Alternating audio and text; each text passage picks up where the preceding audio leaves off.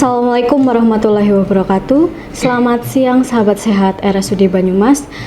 Jumpa lagi dalam acara Dopokan Putri Domas, Dopokan seputar materi dan informasi dokter dan orang-orang mumpuni di RSUD Banyumas.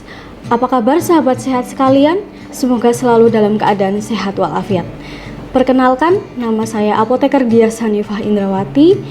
Sebagai pemandu acara pada kali ini, saya salah satu apoteker yang bertugas di instalasi farmasi RSUD Banyumas, khususnya di Depo Farmasi Rawat Inap. Pada kesempatan kali ini, saya bersama dengan teman sejawat saya yang akan menjadi narasumber, yaitu Apoteker Mimin Munjiasih. Selamat pagi, Bu. Selamat pagi. Selama beberapa menit ke depan, kita akan membahas tentang kenapa narkoba itu berbahaya. Sering kita dengar istilah narkoba, sering kita dengar pula edukasi narkoba, mulai dari slogan-slogan, penyuluhan lewat media sosial, media massa. Namun, pada kenyataannya masih banyak sekali kasus-kasus yang kita dengar. Mungkin kita akan membahas lebih tuntas apa itu narkoba dengan Apoteker Mimin Munjiasih. Mungkin bisa dijelaskan terlebih dahulu apa itu narkoba, Bu? Terima kasih atas pertanyaannya. Ini sangat menarik ya topiknya, narkoba. Nah, ini bisa teman-teman juga lihat di sini, pernah dengar juga, pernah familiar dengan istilah narkoba. Saya cuma mengulang aja, untuk narkoba sendiri memang pengertiannya memang sudah tertera dalam UU nomor 32 tahun 2009 tentang narkoba. Nah, narkoba sendiri merupakan terbagi menjadi tiga jenis, yaitu pertama narkotika, psikotropika, dan bahan adiktif. Nah, untuk pengetahuan kita bersama, narkoba sendiri yang terdiri dari narkotika, psikotropika, dan bahan adiktif. Narkoba itu merupakan zat yang menyebabkan penurunan kesadaran, hilangnya rasa, mengurangi sampai menghilangkan rasa nyeri, dan dapat menimbulkan ketergantungan. Untuk psikotropika, yaitu merupakan zat dan obat yang bukan narkotika yang memiliki khasiat mempengaruhi susunan saraf yang secara khas mempengaruhi aktivitas mental dan perilaku. Nah, kemudian untuk bahan adiktif sendiri merupakan bahan atau zat yang berpengaruh secara psikis di luar narkotika dan psikotropika, dan ini dapat menimbulkan kecanduan. Nah, di sini untuk pengertian umum yang telah ditertera menurut Badan Narkotika Nasional, narkoba itu adalah zat yang berasal dari tanaman atau bukan tanaman, baik sintesis maupun semi-sintesis, yang dapat menurunkan atau merubah kesadaran, hilangnya rasa nyeri, dan menimbulkan ketergantungan. Menimbulkan ketergantungan, Ibu Mimin. Lalu efek narkoba, obat narkoba dalam dunia kesehatan itu seperti apa sih, Bu? Manfaatnya selain apabila digunakan secara tidak bertanggung jawab itu akan dilakukan penyalahgunaan seperti itu. Oh iya, oke. Sering ya kita tahu informasi dari media massa adanya penyalahgunaan narkoba. Nah, sebenarnya efek apa sih dari narkotika sendiri, narkoba sendiri ini yang dapat disalahgunakan? Nah, dari efeknya, secara garis besar itu mempunyai efek yang menarik. Ada 3 efek menarik. Efek yang pertama itu efek depresan, di mana depresan ini merupakan suatu jenis obat yang berfungsi untuk mengurangi aktivitas, membuat pengguna tertidur, dan tidak sadarkan diri. Nah, kemudian yang kedua itu efek stimulan. Efek stimulan ini itu dapat merangsang fungsi tubuh. Jadi dia itu bisa memacu dan memodifikasi susunan saraf pada otak. Dan yang ketiga itu adalah efek halusinogen. Halusinogen ini efek yang ditimbulkan dari narkoba sendiri yang dapat menimbulkan efek halusinasi dan merubah perasaan serta pikiran. Nah, dari ketiga efek ini nih yang membuat seseorang, banyak orang itu tertarik nih untuk menggunakan narkoba untuk disalahgunakan gitu. Seperti itu, baik. Lalu banyak kasus penyalahgunaan narkoba itu pengertiannya apa sih Bu Mimin? Bagaimana nih? Oke, penyalahgunaan narkoba ya, dari tadi kita bicara penyalahgunaan ini apa sih sebenarnya penyalahgunaan? Nah, penyalahgunaan narkoba seperti yang kita tahu, sebetulnya narkoba itu suatu jenis obat ya, suatu jenis obat, dan obat ini kan memang diindikasikan untuk pasien-pasien dengan resep dokter. Nah, untuk penyalahgunaan narkoba sendiri ini sebenarnya sama aja, tapi pemakaian obat, cuma ini di luar indikasi medis. Jadi pasien-pasien yang dia itu statusnya bukan pasien tapi menggunakan narkoba ini tanpa indikasi medis dan tanpa resep dari dokter. Nah, ini sehingga banyak nih dampak dan resiko yang ditimbulkan tanpa adanya pengawasan dari medis gitu. Baik. Lalu apa dampak dan resiko dari penyalahgunaan narkoba itu? Oke, untuk dampaknya ya, ini secara garis besar aja yang sering kita temui. Untuk penyalahgunaan narkoba ini pasti sangat menimbulkan kerugian ya. Terutama yang pertama itu dari efeknya, efek stimulan. Nah, efek stimulan ini contohnya dapat merangsang pada kerja jantung. Nah, yang mana kerja jantung ini nanti akan menstimulasi darah, mengakibatkan otak dan saraf itu dipaksa bekerja di luar dari kemampuannya. Nah, dari efek ini menyebabkan pernapasan yang tidak teratur, menjadi cepat lelah, dan karena adanya modifikasi dari kerja organ tubuh ini yang nantinya akan menyebabkan ketergantungan. Nah, penggunaan dari dosis yang tidak tertakar karena tanpa anjuran dari dokter ini dapat menyebabkan kematian bila sampai overdosis gitu. Efek yang paling berbahaya sampai kematian ya Bu ya? Iya, sampai bisa dengan kematian. Lalu apa saja sih Bu contoh obat-obatan yang sering disalahgunakan di gitu? Oke, obat-obatan yang sering disalahgunakan ya. Kalau dari yang sering beredar di media massa, mungkin teman-teman sering mendengar istilah ganja, sabu-sabu. Nah, itu juga merupakan salah satu contoh dari narkoba yang sering disalahgunakan. Juga ada yang lainnya, mungkin yang teman-teman pernah mendengar dari sediaan inhalan, yaitu sediaan yang memang dia itu penggunaannya memang dihirup melalui melalui hidung. Oke, ada lem Aika, Ibon, heroin, kokain, mungkin pernah familiar ya, pernah dengar itu. Nah, itu dan ternyata sampai saat ini Badan Narkotika Nasional itu telah menemukan 77 jenis narkotika psikotropika yang beredar di Indonesia. Sekali ya Bu. Gitu, iya. Baik. Mengapa seseorang itu terpacu untuk melakukan penyalahgunaan narkoba itu? Padahal sudah sering diiklankan, sudah diedukasi tentang bahaya narkoba seperti itu, Bu.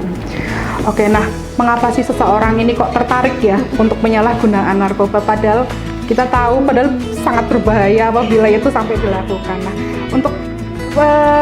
untuk penyebabnya ini mungkin variasi ya, ada banyak variasi. Mungkin dia ada penyebab yang personal gitu. Nah, salah satunya itu mungkin yang paling sering itu adalah karena coba-coba, ingin tahu, coba-coba. Nah, kemudian mungkin dari kelompok pertemanan dia. Jadi kalau untuk agar mungkin diterima di kelompok pertemanan itu, jadi diminta untuk mencoba sesuatu yang dia itu sebenarnya nggak tahu ini apa. Nah, itu yang nanti akan menyebabkan dia itu ketergantungan. Nah, dan ini ada juga yang ingin menyelesaikan masalah dengan cepat.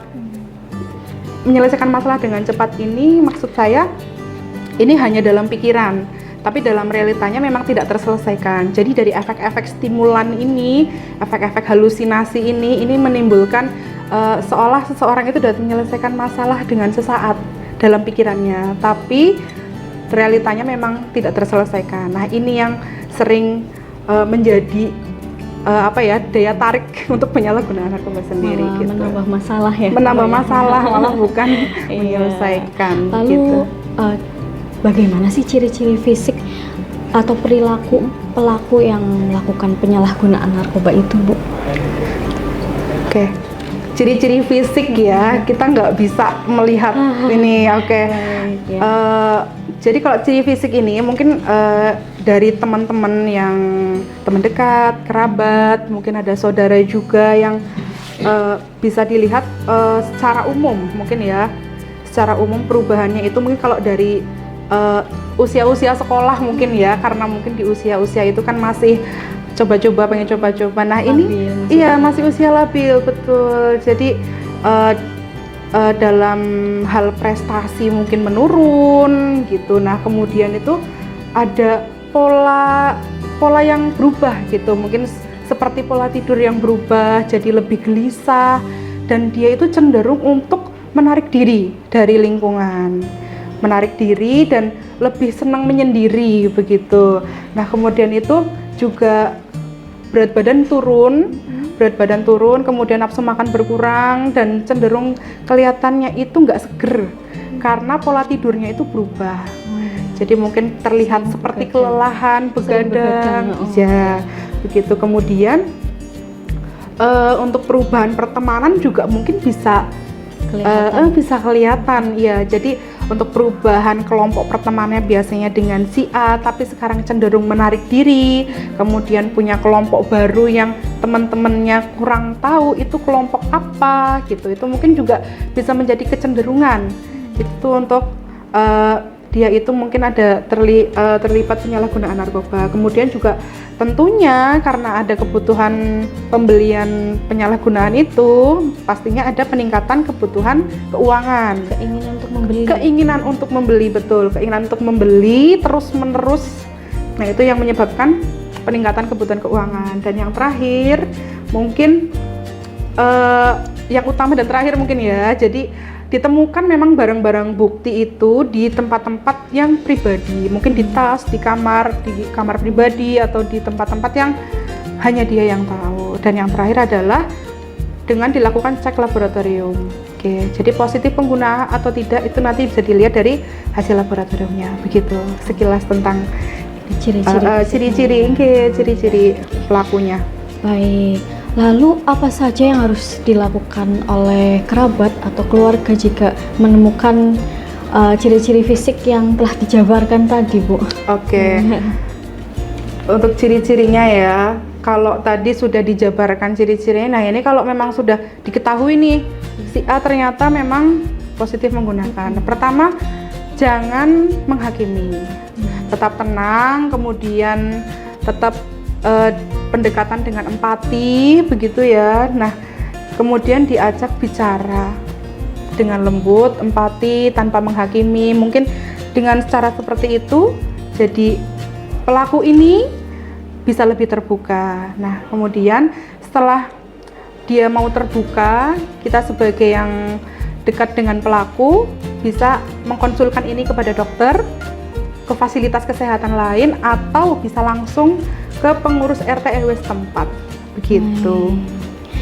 Lalu adakah sanksi untuk pelaku jika melakukan penyalahgunaan narkoba tersebut? Oke. Ya.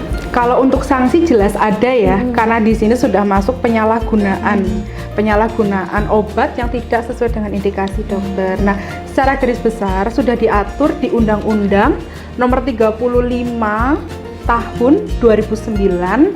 Nah, ini tentang sanksi-sanksi yang diberikan kepada pelaku penyalahgunaan narkoba.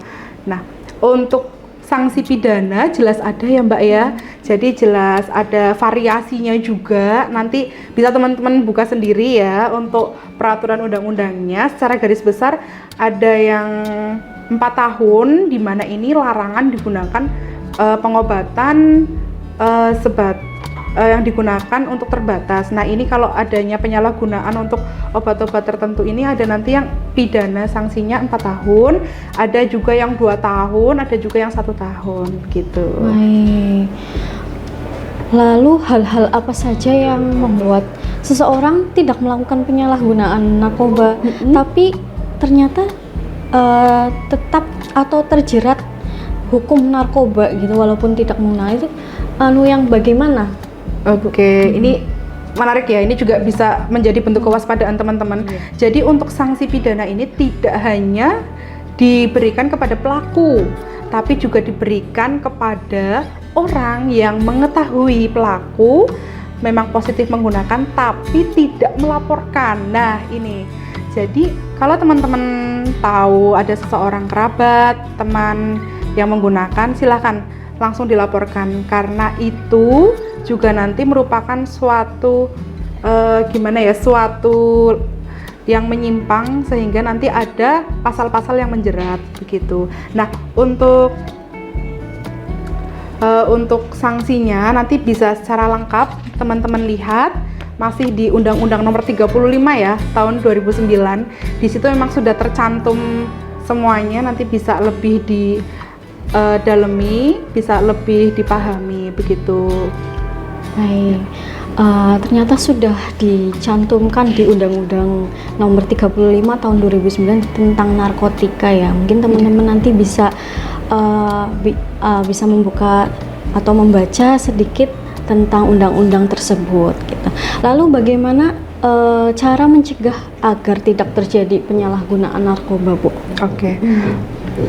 Ya, ini yang terakhir dan paling penting ya. Bagaimana ini tuh bisa dihindari, pencegahan agar tidak sampai kita, kerabat, saudara sampai menjadi pelaku penyalahgunaan narkoba. Nah, beberapa cara yang bisa dihindari antara lain adalah memilih pergaulan. Itu sangat penting ya, karena nanti akan mempengaruhi di berbagai aspek. Nah, hindari pergaulan yang tidak tahu siapa temanmu, jadi harus dikenali dulu siapa temanmu. Kemudian apabila memang diketahui itu pergaulan, perkumpulan kelompok yang tidak sehat, silakan untuk dijauhi. Nah, kemudian kalau untuk usia-usia sekolah, usia masih belajar di bangku sekolah, silakan diisi waktu luang dengan hal yang bermanfaat. Mungkin kalau di luar jam belajar, jam sekolah, itu mungkin ada ekstrakurikuler yang bisa diikuti, kemudian olahraga, pramuka, dan mungkin banyak pilihan-pilihan sesuai dengan hobi masing-masing. Nah, kemudian untuk secara iman juga perlu ditingkatkan, karena kita tahu sendiri, semua kita ketahui tidak ada agama yang menghalalkan penyalahgunaan narkoba. Kemudian yang terakhir dan terpenting adalah bangun komunikasi yang baik dengan keluarga, ciptakan lingkungan keluarga yang ramah dan terbuka agar apabila memang ada suatu masalah bisa dibicarakan intern dulu dengan keluarga, tidak sampai harus menyimpang sehingga menjadi pelaku penyalahgunaan narkoba. Gitu. Baik. Menarik sekali informasi yang telah dipaparkan pada kesempatan kali ini, mulai dari pengertian narkoba, lalu penyalahgunaan narkoba, sanksi-sanksi jika melakukan penyalahgunaan narkoba, ciri-ciri dan bahaya penyalahgunaan narkoba, lalu penanganan dan cara mencegahnya. Terima kasih kepada sahabat sehat RSUD Banyumas yang telah menyaksikan Dopokan Putri Domas pada kali ini. Mari kita selalu ikuti acara Dopokan Putri Domas dengan materi dan narasumber yang tidak kalah menarik. Jika sahabat sehat ingin memberikan usulan, bisa langsung tulis di kolom chat atau di kolom komentar, akan kita terima dengan senang hati. Jangan lupa like, share, dan subscribe. Say no to drug, hidup sehat tanpa narkoba. Terima kasih. Wassalamualaikum warahmatullahi wabarakatuh.